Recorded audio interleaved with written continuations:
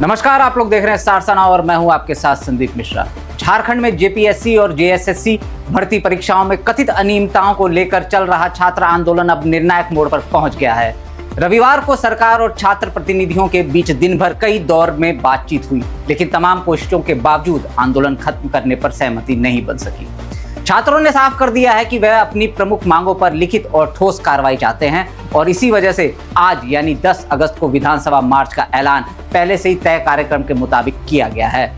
दरअसल रांची में यह आंदोलन 25 जुलाई से जारी है। छात्र जेपीएससी और जेएसएससी की भर्ती परीक्षाओं में कथित गड़बड़ियों की जांच, परीक्षा प्रक्रिया में सुधार और भर्ती व्यवस्था में पारदर्शिता समेत कई मांगे उठा रहे हैं।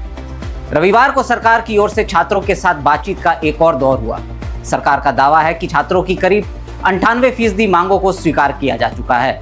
सरकार की ओर से जिन प्रमुख प्रस्तावों की जानकारी दी गई है उनमें 14वीं जेपीएससी प्रारंभिक परीक्षा और एसीएफ परीक्षा को रद्द करने, टीडीपीएल एजेंसी से जुड़ी परीक्षाओं की जांच कराने और भर्ती परीक्षाओं की व्यवस्था में सुधार के लिए विशेषज्ञों की सहमति बनाने और समिति बनाने जैसे कदम शामिल हैं। इसके अलावा सरकार ने जेएसएससी सीजीएल से जुड़ी कथित अनियमितताओं की जांच के लिए हाई कोर्ट के सेवानिवृत्त न्यायाधीश की अध्यक्षता में कमेटी बनाने की बात कही है।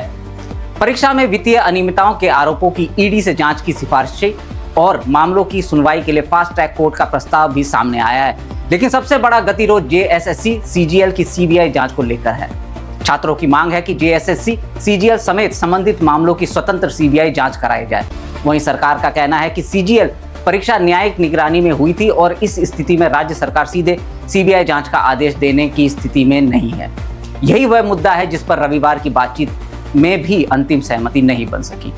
छात्र प्रतिनिधियों ने कहा है कि जब तक उनकी प्रमुख मांगों पर ठोस समाधान नहीं निकलता, आंदोलन जारी रहेगा। इसी के तहत आज पुराने विधानसभा परिसर के पास जुटकर नई विधानसभा की ओर मार्च की योजना बनाई गई है। इधर विधानसभा मार्च को देखते हुए रांची प्रशासन ने भी सुरक्षा व्यवस्था कड़ी कर दी है। रिपोर्टों के मुताबिक विधानसभा के आसपास कई स्तरों पर बैरिकेडिंग की गई है। कुछ स्थानों पर बैरिकेडिंग के साथ कटीले तार भी लगाए गए हैं। प्रशासन की ओर से बड़ी संख्या में पुलिस बल, आईआरबी और क्यूआरटी की तैनाती की गई है। नई विधानसभा के आसपास प्रतिबंध भी लगाए गए हैं और प्रशासन ने स्पष्ट किया है कि शांतिपूर्ण प्रदर्शन की स्थिति में कानून व्यवस्था बनाए रखने की कोशिश की जाएगी, लेकिन हिंसा या गैर कानूनी गतिविधि होने पर कानूनी कार्रवाई की जाएगी।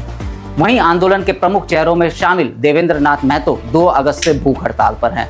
रविवार को तबीयत बिगड़ने के बाद उनका मेडिकल चेकअप भी कराया गया और सरकार की वार्ता समिति ने उनसे बातचीत कर अनशन खत्म करने की अपील की।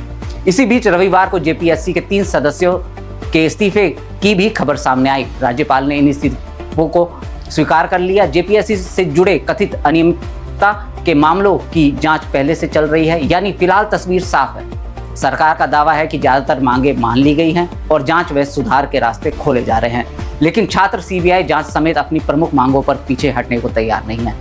अब नजर आज के विधानसभा मार्च पर। सबसे बड़ा सवाल यही है कि क्या सरकार और छात्रों के बीच कोई नया संवाद आंदोलन को शांत कर पाएगा या फिर विधानसभा के बाहर आज विरोध प्रदर्शन और प्रशासन के बीच टकराव की स्थिति बनती है। फिलहाल प्रशासन की जोर कानून व्यवस्था बनाए रखने पर है और छात्रों ने अपने मार्च को शांतिपूर्ण रखने की बात कही है। जेपीएससी जेएसएससी विवाद में आज का दिन इसलिए बेहद अहम माना जा रहा है क्योंकि रविवार की मैराथन बातचीत के बाद भी समाधान नहीं निकला और अब आंदोलन सीधे विधानसभा तक पहुंच गया है। इस खबर पर हमारी नजर बनी हुई है। आप लोग भी बने रहिए हमारे साथ और देखते रहिए सारसा नाउ। नमस्कार।